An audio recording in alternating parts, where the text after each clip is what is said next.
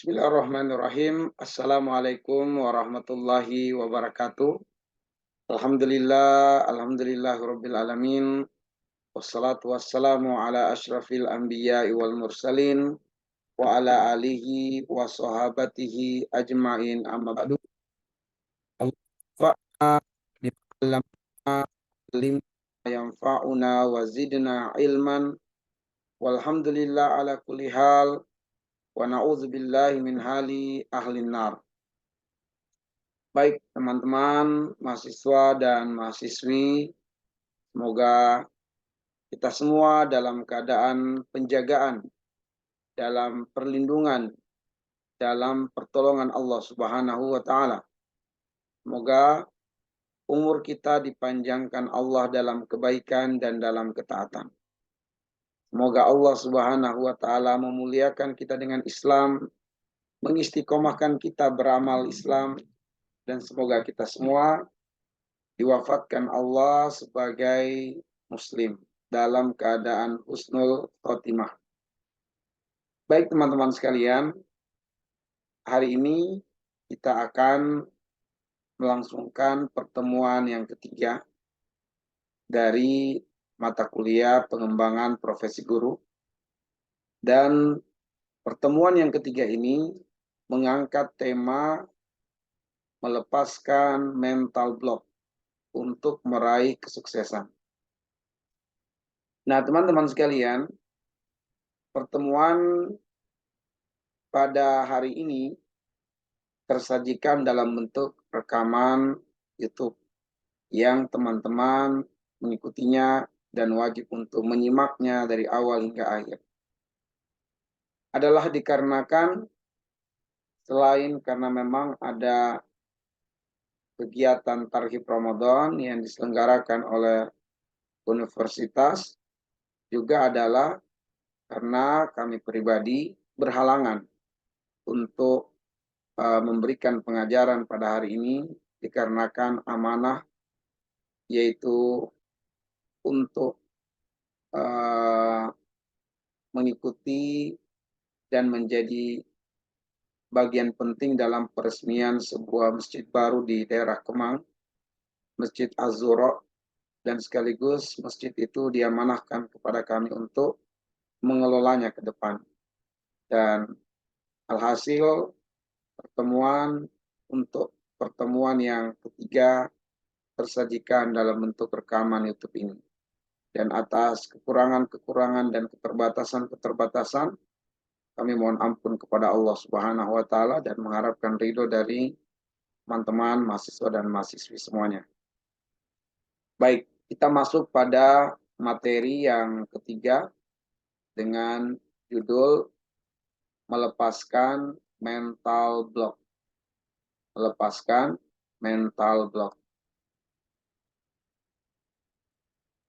Nah, teman-teman sekalian,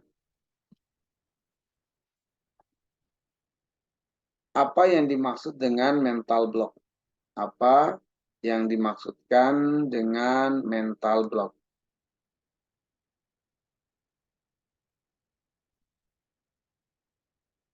Mental block itu adalah kondisi jiwa yang sedang diselimuti oleh kegelapan masalah.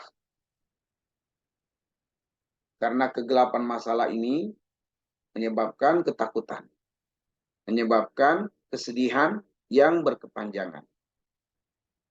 Dan selagi seseorang ditimpa dengan ketakutan atau ditimpa dengan kesedihan, maka dia tidak akan merasakan kebahagiaan. Maka bayangkan jika ketakutan dan kesedihannya berkepanjangan. Maka sepanjang ketakutan dan kesedihan itulah dia terbelenggu dalam ketidakbahagiaan. Itulah yang disebut dengan mental block. Karena setiap orang pengen bahagia.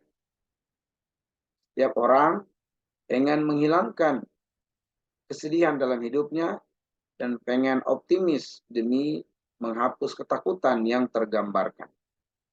Kalau lebih dikerucutkan lagi bahwa ketakutan itu sebenarnya adalah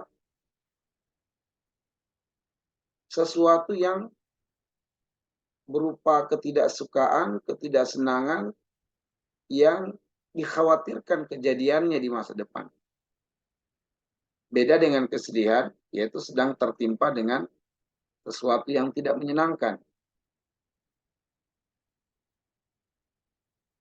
Kalau kita punya masalah, teman-teman sekalian, sebanyak apapun masalah yang kita alami, kita rasakan, dan kita melis satu demi satu masalah itu, kita akan temukan bahwa sebenarnya inti dari masalah kita itu hanya dua saja, ketakutan dan kesedihan. Maka kita harus berusaha berjuang untuk membuang ketakutan dan melepaskan kesedihan. Demi apa? Demi meraih hidup yang bahagia. Demi mendapatkan ketenangan, kesenangan, dan tentu demi mengharapkan kehidupan yang menyenangkan. Dalam bahasa Arab, teman-teman sekalian, seseorang yang bermental block itu disebut dengan mutasyaimun. Seseorang yang bermental block disebut dengan mutasyaimun. Artinya adalah pesimis.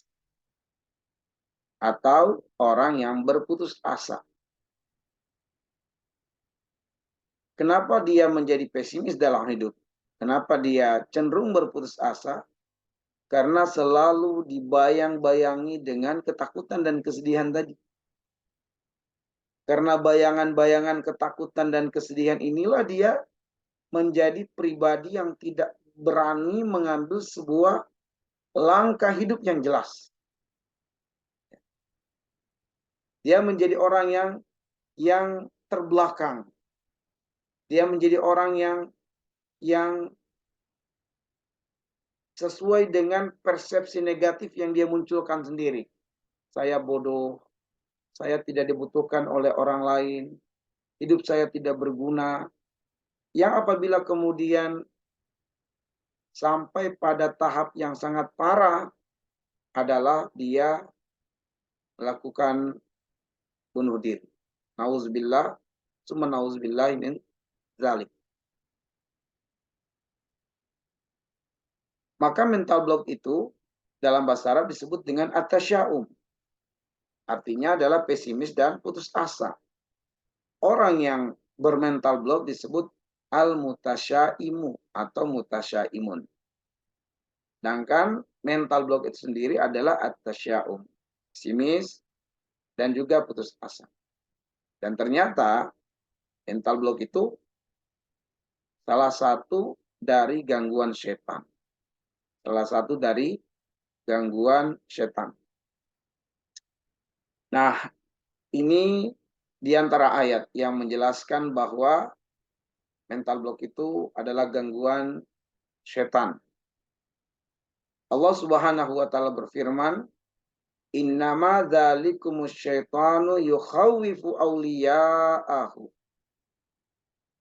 Ya, innama sungguh hanyalah dzalikum terhadap kalian ada setan yukhawwifu yang menimpakan gangguan-gangguan, yang membisikkan ketakutan-ketakutan auliya'ahu kepada orang-orang yang telah menjadi kawan-kawan dari setan.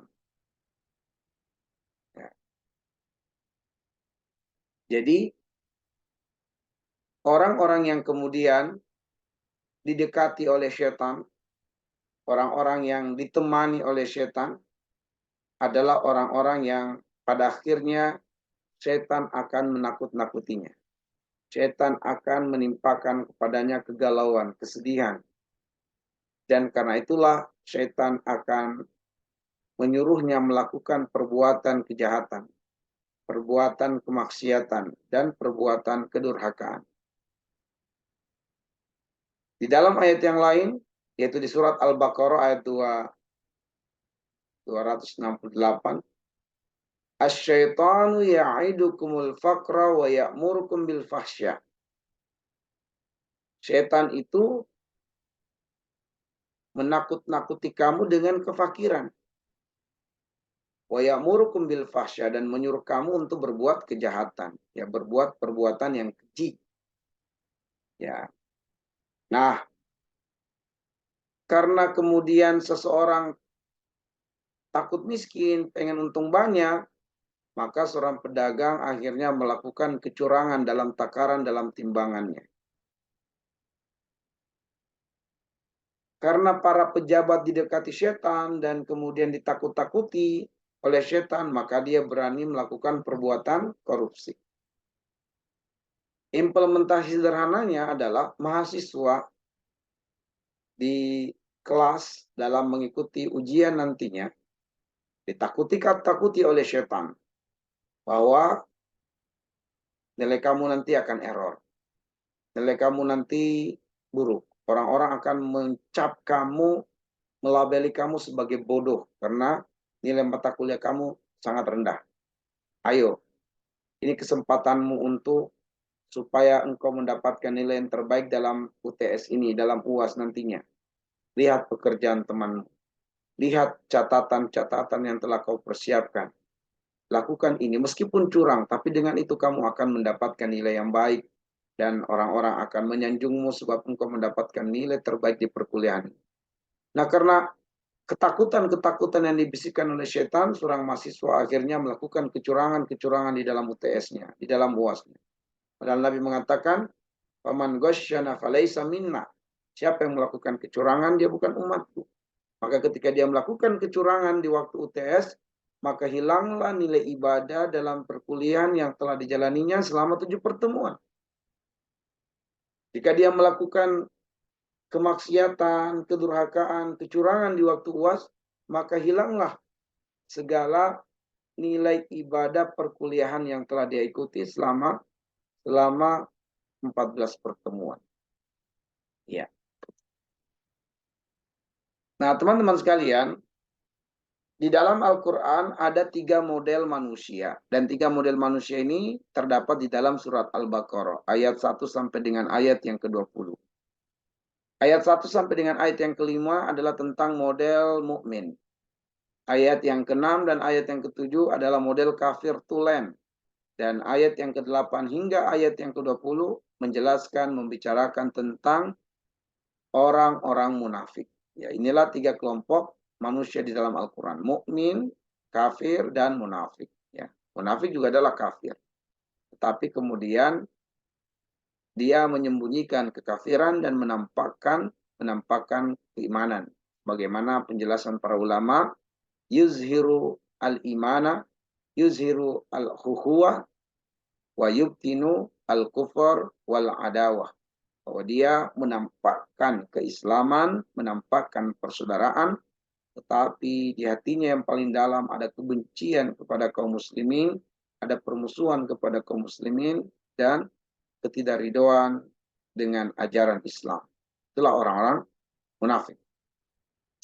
Nah, teman-teman sekalian, dari 3 model tadi, seorang mukmin itu selalu optimis dalam hidup. Karena Allah berfirman di dalam surat Yunus ayat 62 sampai dengan ayat 63, "Ala inna awliya Allahi la khaufun alaihim wa lahum yahzanun, alladzina amanu wa kanu yattaqun." Ketahuilah bahwa wali-wali Allah itu tidak akan ditimpa dengan ketakutan, tidak akan ditimpa dengan kesedihan. Dan siapakah wali-wali Allah itu? Wali-wali Allah itu adalah orang-orang yang beriman. Dan mereka adalah orang-orang yang bertakwa kepada Allah Subhanahu wa taala. Maka orang yang mukmin itu tidak akan tertimpa dengan mental block, sebab jiwanya akan selalu optimis dalam hidup karena Allah yang menjaminkan hal itu, dikarenakan keimanan di dalam dirinya. Di dalam surat At-Tolak ayat yang kedua Allah mengatakan, wa may yattaqillah yaj'al lahu makhraja. Siapa yang bertakwa kepada Allah, Allah akan selalu menghadirkan untuknya jalan keluar dari seluruh persoalan hidupnya. Bahwa orang yang bertakwa itu, orang yang beriman itu adalah optimis dalam hidup. Sehingga jika seorang mukmin tertimpa dengan mental block, dapat dilepaskan mental block itu. Karena bukan fitrahnya dia tertimpa dengan mental block. Ya.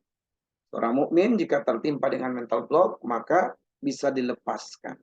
Karena fitrahnya mukmin itu adalah mendapatkan jaminan kebahagiaan dari Allah Subhanahu wa taala, itu terbebas dari ketakutan dan juga kesedihan. Nah, yang kemudian menjadi wajar jika tertimpa dengan mental block, ya bahkan dia tak dapat melepaskan diri dari mental block, yaitu adalah kafir. Kafir dan munafik. Hidup mereka itu pesimis di dunia. Dan pastilah mereka akan menderita di akhirat kelak. Ya, makanya di dalam surat Toha ayat yang ke-124, Allah mengatakan, وَمَنْ أَعْرَضَ عَنْ ذِكْرِي فَإِنَّ لَهُ مَعِيشَةً ضَنْكًا وَنَحْشُرُهُ يَوْمَ الْقِيَامَةِ أَعْمَى. Siapa yang berpaling dari peringatanku, kata Allah, yaitu berpaling dari ajaran Al-Quran, فَإِنَّ لَهُ مَعِيشَةً ضَنْكًا, Allah jaminkan untuknya kehidupan yang sempit di dunia ini. Wa nahsyuruhu yaumal qiyamati a'ma, dan akan dibangkitkan pada hari kiamat nanti dalam keadaan buta. Dalam keadaan buta. Siapakah yang berpaling dari Al-Quran, berpaling dari peringatan Allah? Orang-orang kafir dan orang-orang munafik. Orang-orang kafir itu Allah bilang, wa ma ta'tihim min ayatin min ayati rabbihim illa kanu anha muridin. Orang-orang kafir ketika datang ayat-ayat Allah kepada mereka, maka tidaklah sikap dan perlakuan mereka terhadap ayat-ayat Allah kecuali berpaling. Itu orang-orang kafir. Di surat Yasin ayat 46. Sedangkan orang munafik Allah katakan dalam Al-Anbiya ayat yang kedua, ma ya'tihim min dzikri min rabbihim muhdatsin illa istama'uhu wa hum yal'abun. Orang munafik ketika datang ayat Allah, disampaikan kepadanya ayat-ayat Allah Subhanahu wa taala, dijelaskan kepada mereka ayat-ayat Allah. Mereka dengar, tapi hatinya tidak merasa butuh dengan ayat-ayat Allah.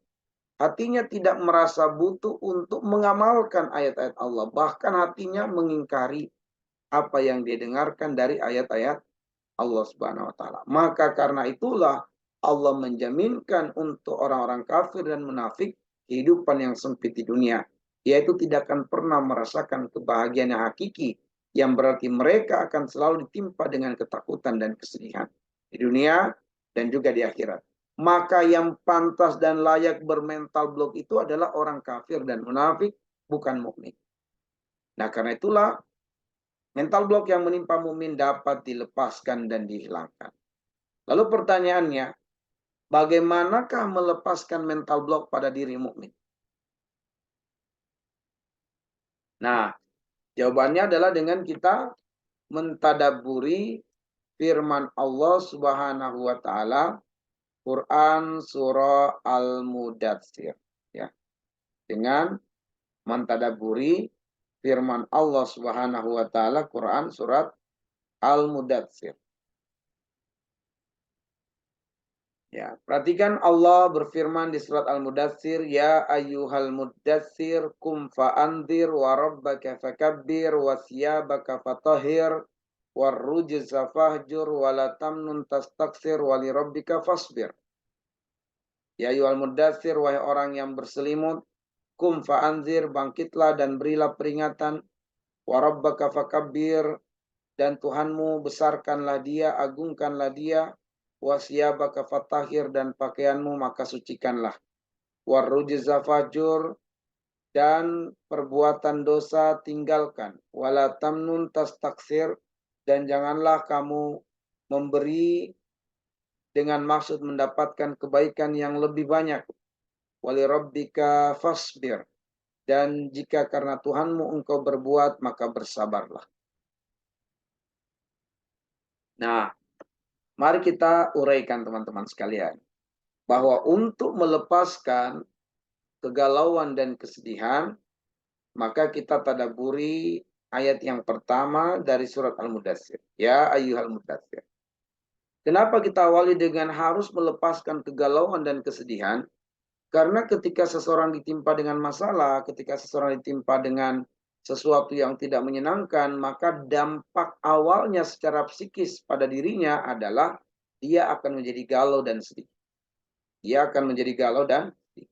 Ketika seseorang galau dan sedih berarti dia sedang tertimpa dengan sesuatu yang tidak menyenangkan. Ya, dia tertimpa dengan sesuatu yang tidak menyenangkan. Maka sebenarnya tidak ada orang yang eh, tidak ada orang yang pengen larut dengan masalah, tidak ada orang yang pengen tenggelam dengan masalah dan tidak pernah bisa bangkit darinya.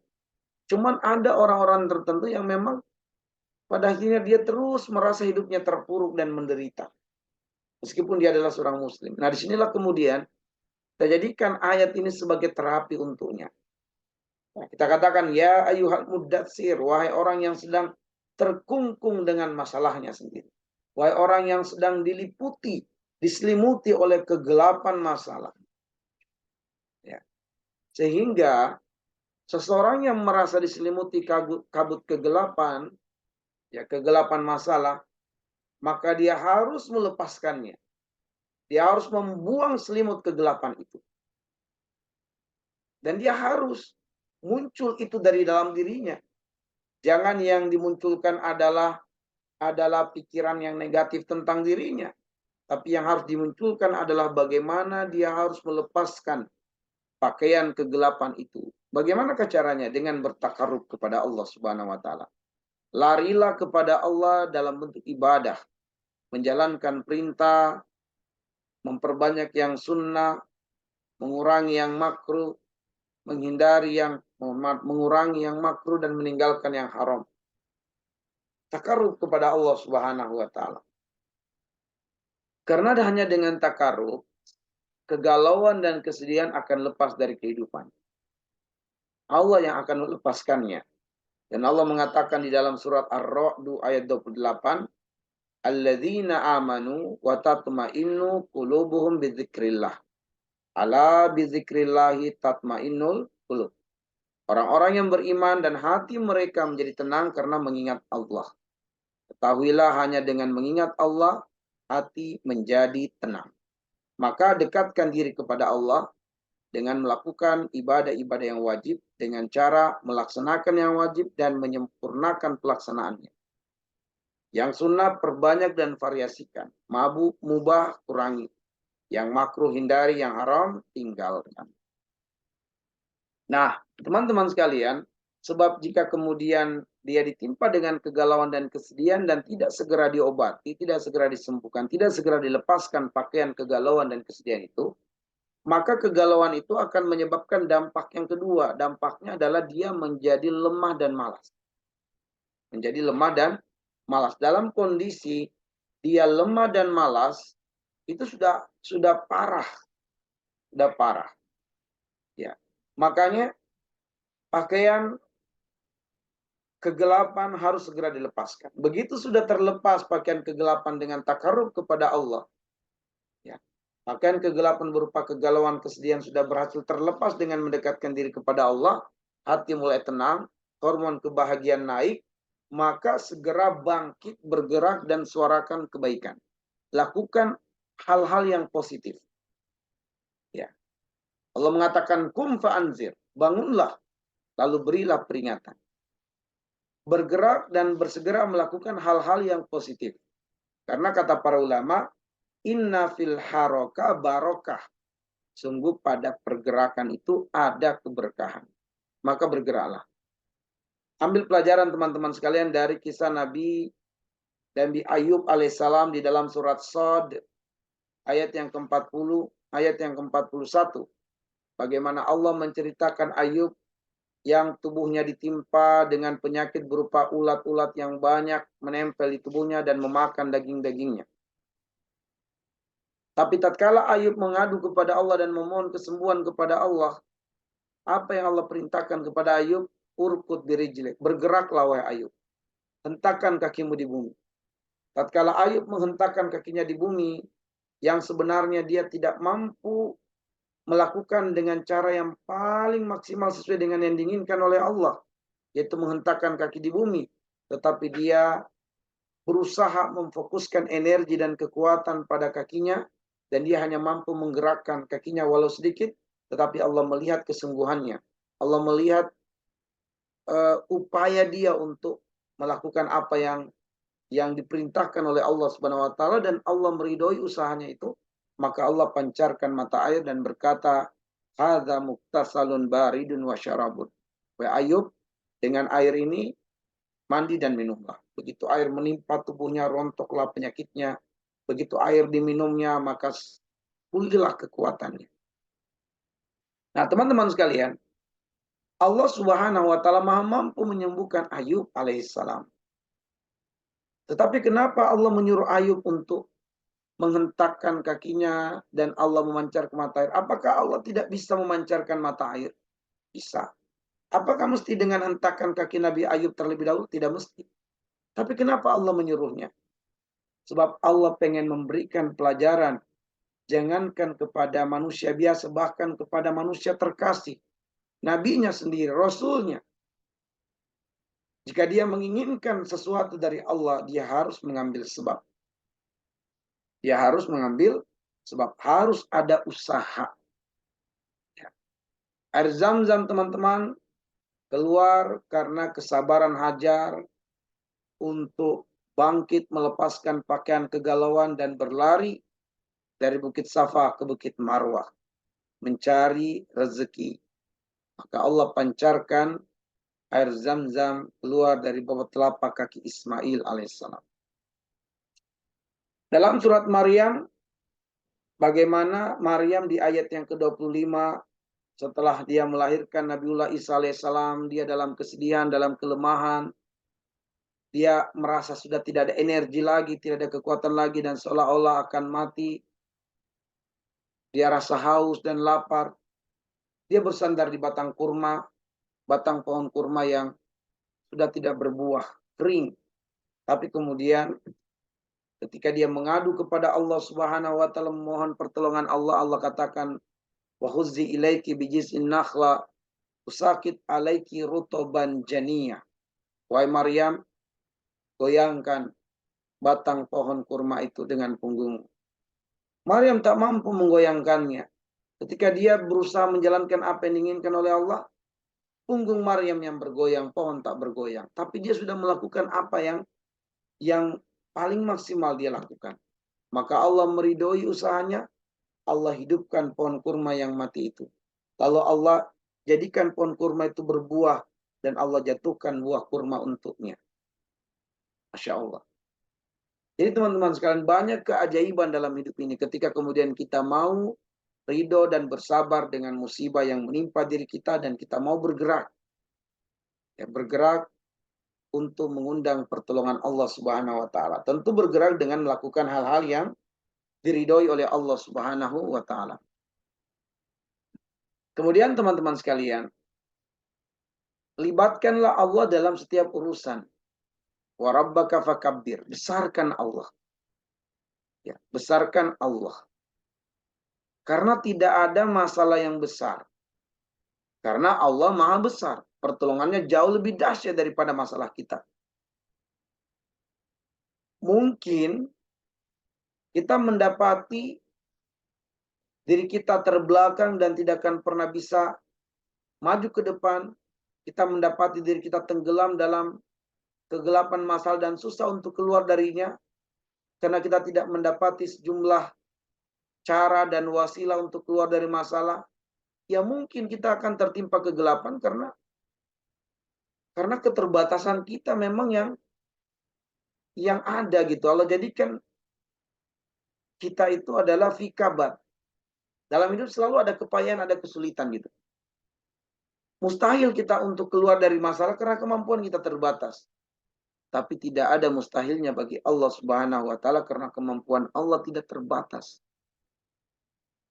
Ambillah pelajaran dari kisah Musa alaihissalam, bagaimana lautan terbelah, bahkan lautan yang tadinya adalah masalah, akhirnya menjadi jalan bagi Musa dan pengikutnya. Maka libatkanlah Allah teman-teman. Besarkanlah Allah, hebatkanlah Allah. Tidak ada masalah yang besar karena Allah Maha Besar. Masalah besar karena kita tidak melibatkan Allah dalam hidup kita dalam menyelesaikan masalah-masalah kehidupan kita. Kemudian teman-teman sekalian, bersihkanlah pakaian lahiriah dan batiniah. Wasiyabaka fatahhir.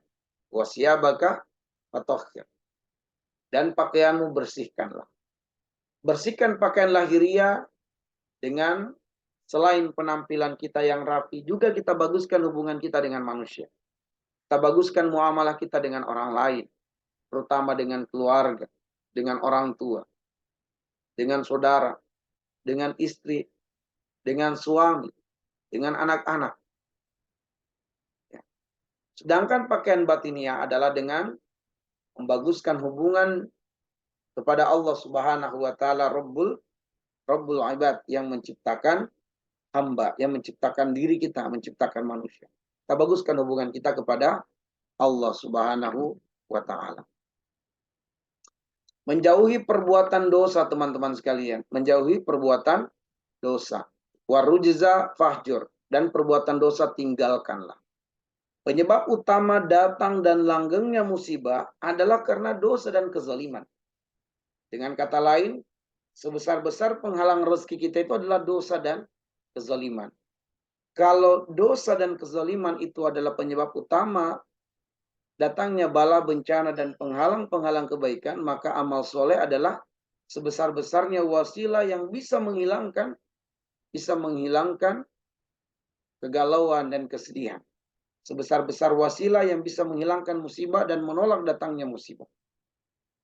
Maka tinggalkanlah perbuatan dosa.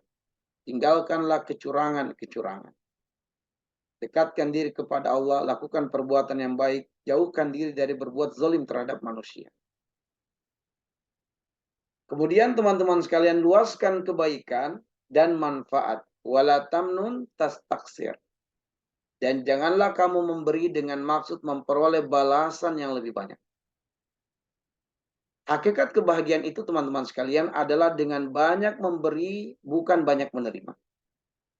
Lihat di dalam Al-Baqarah 274. Alladzina yunfikuna amwalahum bil-laili wan-nahar sirran wa alaniyah falahum ajruhum 'inda rabbihim wa la khaufun 'alaihim wa la hum yahzanun. Allah menjaminkan tidak ada ketakutan dan tidak ada kesedihan bagi mereka. Siapa? Yaitu orang-orang yang bergaya hidup sedekah. Orang-orang yang bergaya hidup sedekah, selalu berinfak, selalu bersedekah. Maka mereka akan mendapatkan balasan dari Allah Subhanahu wa taala. Dan mereka dijaminkan Allah tidak ditimpa dengan ketakutan dan juga kesedihan. Maka konsep kebahagiaan dalam Islam adalah banyak memberi manfaat, bukan banyak menerima manfaat. Betul, kita akan berbahagia tatkala kita mendapatkan atau menerima manfaat. Tapi tanamkan pada diri untuk lebih berbahagia lagi jika kita banyak memberi manfaat. Nah, jadi teman-teman sekalian, Nabi mengatakan khairukum man anfaqum linnas. Yang terbaik dari kalian adalah yang banyak memberi manfaat. Yang banyak memberi manfaat. Baik. Kemudian, hiduplah untuk mengharap ridho Allah Subhanahu wa taala. Hiduplah untuk mengharap ridho Allah. Wali rabbika fasbir.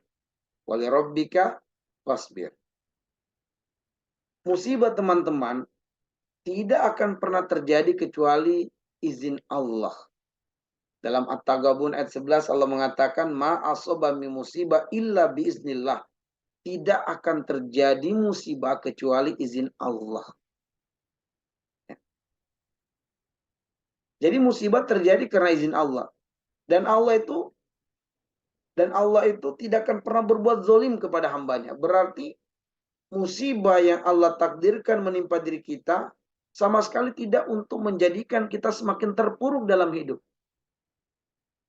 Melainkan musibah yang dihadirkan Allah agar kita menyadari akan kekurangan kita, lalu berusaha memperbaiki kekurangan itu dan menuju inovasi yang lebih baik. Menuju pada perubahan yang lebih baik. Bukankah Allah mengatakan innallaha la yughayyiru biqaumin hatta yughayyiru ma bi anfusihim. Allah enggak akan merubah nasib seseorang sampai orang itu yang mau merubah dirinya sendiri. Nah, teman-teman sekalian, Allah yang mengizinkan musibah terjadi. Dan apabila Allah menghendaki musibah itu terjadi, maka perbuatan Allah atas datangnya musibah berdasarkan ilmu dan berdasarkan hikmah. Dalam surat Al-Insan Allah mengatakan innallaha kana aliman hakiman. Perbuatan Allah berdasarkan ilmu dan hikmah.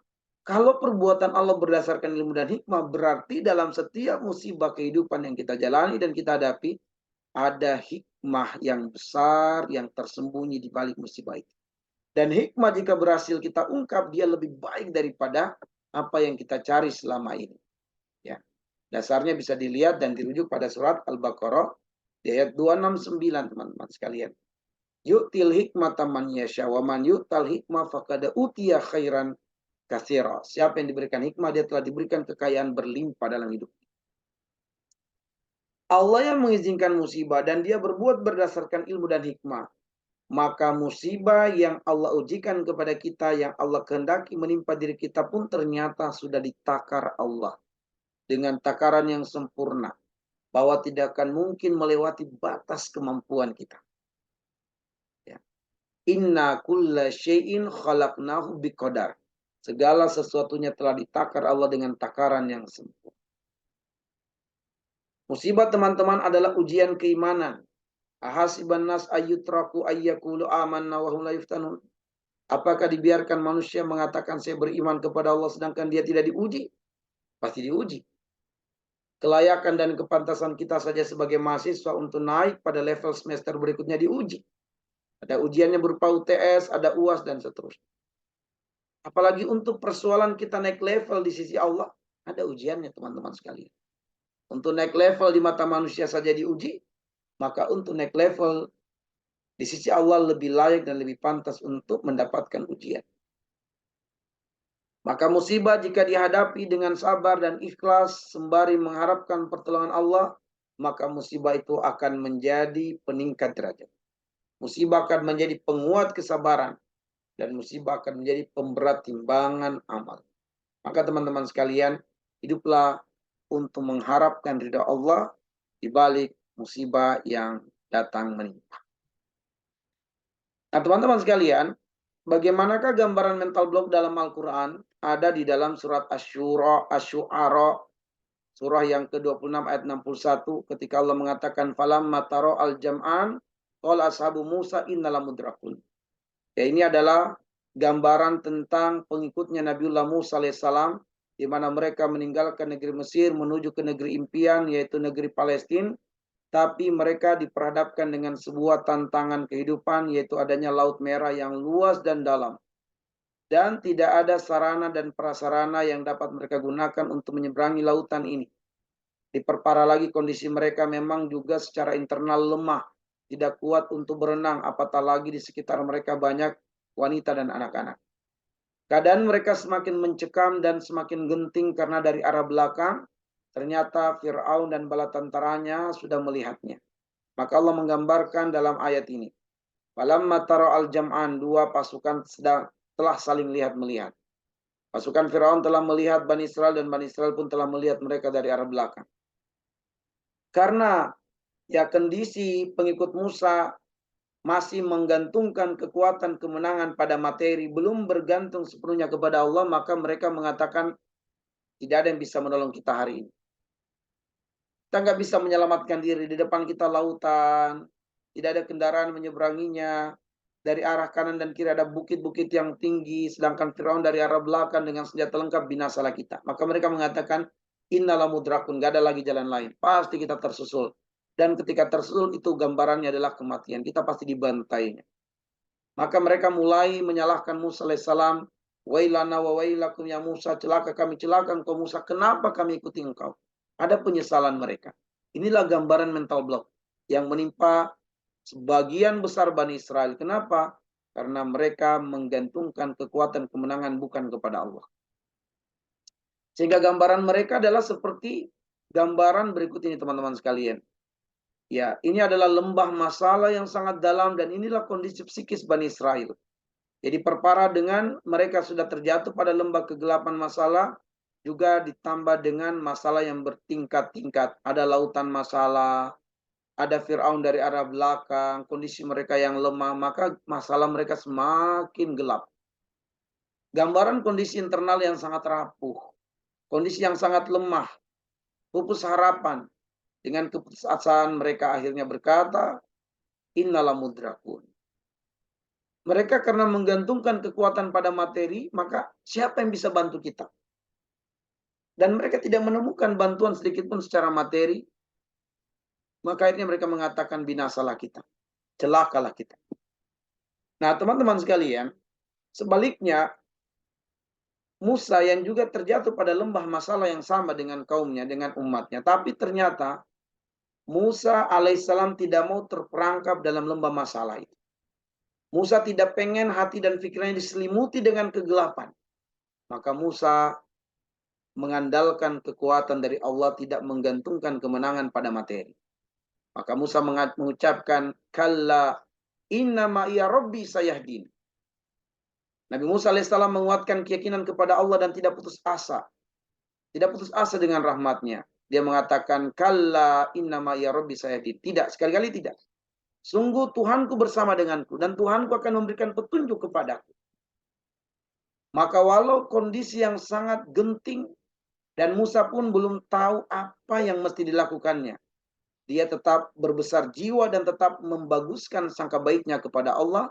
Dan pada akhirnya Allah Subhanahu wa taala membalas persangkaan baik Musa kepadanya dengan apa? Allah memerintahkan Musa memukulkan tongkatnya ke laut. Awhayna ila Musa nidri biasokal bahar fanfalaqa fakana kullu firqin kattaudil adim. Tatkala Musa memukulkan tongkatnya ke laut, terbelahlah lautan masalah itu. Masalah lautan yang luas dan dalam yang tadinya adalah masalah yang seolah tak berujung solusi, tapi lautan akhirnya menjadi jalan keluar bagi Musa alaihissalam, dan tongkat Nabi Musa menjadi kunci untuk terbelahnya lautan masalah itu. Nah, teman-teman sekalian, Allah membenarkan persangkaan baik Musa kepadanya bahwa Allah selalu bersama dengan hambanya yang beriman padanya dan tidak akan pernah meninggalkan hambanya kapanpun dan dimanapun. Allah memerintahkan Musa alaihissalam memukulkan tongkat di tangannya itu ke permukaan laut. Mungkin ada yang berpikir, apalah arti pukulan itu dengan keadaan mencekam yang sedang mengelilingi Musa alaihissalam. Disinilah hikmah buah sangka baik itu pada Allah. Sesuatu yang mungkin kecil dalam pandangan manusia, ternyata itulah kunci yang membuka pintu pertolongan Allah yang sebenarnya dekat dan sangat dekat. Singkatnya, Allah yang Maha Kuasa dengan pukulan tongkat itu menjadikan Laut Merah yang luas dan dalam terbelah menjadi beberapa bagian yang besar dan menjadi lorong bagi Musa dan pengikutnya untuk selamat dari segala ancaman, ketakutan, kekhawatiran menuju negeri yang diimpikan dan dicita-citakan. Hikmahnya teman-teman sekalian, negeri Palestina ibaratnya impian, harapan dan cita-cita yang ingin dituju dan diraih oleh setiap orang di masa mendatang. Dan tidak sedikit dari manusia yang mengubur impiannya itu karena adanya tantangan menghadang, seolah tak berujung pada solusi.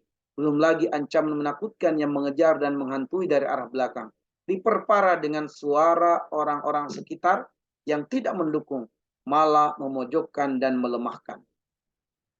Andai manusia merenung, berpikir sejenak, bukankah Allah adalah pemilik segala apa yang ada di langit dan di bumi? Bukankah kekayaannya meliputi segala perbendaharaan langit dan bumi? Jika iya, maka adanya tantangan atau rintangan yang menghalau langkah menuju impian cita-cita, serta ancaman menakutkan terus menghantui, adalah di antara cara Allah untuk menguatkan ketergantungan seorang hamba kepadanya. Dalam kondisi seperti ini, keyakinan dan baik sangka kepada Allah harus dikuatkan. Allah lah yang menghendaki ada mimpi dan cita-cita yang harus diraih. Ada tantangan yang harus dihadapi. Ada ancaman yang harus dijauhi. Dan ada sejumlah bahasa pesimis yang tidak perlu didengarkan. Kalau semua itu adalah kehendaknya, maka apa sulitnya bagi Allah untuk menghendaki adanya solusi terbaik sebagai jalan keluar yang mesti ditapaki seorang hamba. Tidak ada sulitnya. Yang sulit adalah membaguskan prasangka baik kepada Allah Subhanahu wa taala. Baik teman-teman sekalian, demikianlah perkuliahan kita pada hari ini. Semoga Allah Subhanahu wa taala memuliakan kita dengan Islam. Semoga Allah meridhoi usaha-usaha kita semua. Dan teman-teman sekalian, semoga banyak hikmah dan pelajaran yang kita dapatkan dari materi melepaskan mental block ini. Dan sebelum saya tutup, saya ingatkan sekali lagi bahwa insya Allah pertemuan kita yang keempat, yaitu tentang kurikulum pendidikan dari ayat-ayat puasa, insya Allah akan kita sajikan dalam bentuk kuliah umum. yang akan kita laksanakan di Masjid Al-Amanah dimulai dari pukul 5.30 dan saya tentunya sangat mengharapkan Anda-anda semua bisa menghadiri perkuliahan tersebut ya, perkuliahan umum. Mungkin waktunya terlalu pagi, tapi memang begitulah yang terbaik karena kata Nabi Shallallahu Alaihi Wasallam, "Lau annakum tatawakkaluna Allah haqqa tawakkuli, la razaqakum kama yarzuqu at-tayr." Kalau kalian bertawakal kepada Allah dengan sebenar-benarnya tawakal, maka Allah akan memberikan rezeki kepada kalian sebagaimana Allah menjamin rezekinya burung. Burung tagdu khimasan wa taruhu bitonan. Burung itu ternyata sudah beraktivitas di subuh-subuh hari. Dia sudah membelah langit di subuh hari, beraktivitas, mengepakkan sayapnya, mencari karunia Allah Subhanahu wa taala sehingga burung terbang dalam keadaan fakir, dalam keadaan miskin, dalam keadaan perut kosong, tapi di sore hari kembali dalam keadaan perutnya telah terisi, bahkan dia kembali dengan bermodalkan dua sayap tadi, dia bisa menghidupi diri dan bisa menghidupi keluarganya. Kita insya Allah lebih baik daripada burung, dan karena itu ayo kita lepaskan mental block. Mari kita meraih kemuliaan dan keberkahan dari Allah di waktu pagi, di waktu subuh untuk kemudian kita menapaki langkah meniti jalan ilmu. Nas'alullah ayyaja'alana minallazina yastami'una al-qawla wa yattabi'una ahsana. Subhanakallahumma bihamdik, asyhadu an la ilaha illa anta, astaghfiruka wa atubu ilaik. Assalamualaikum warahmatullahi wabarakatuh.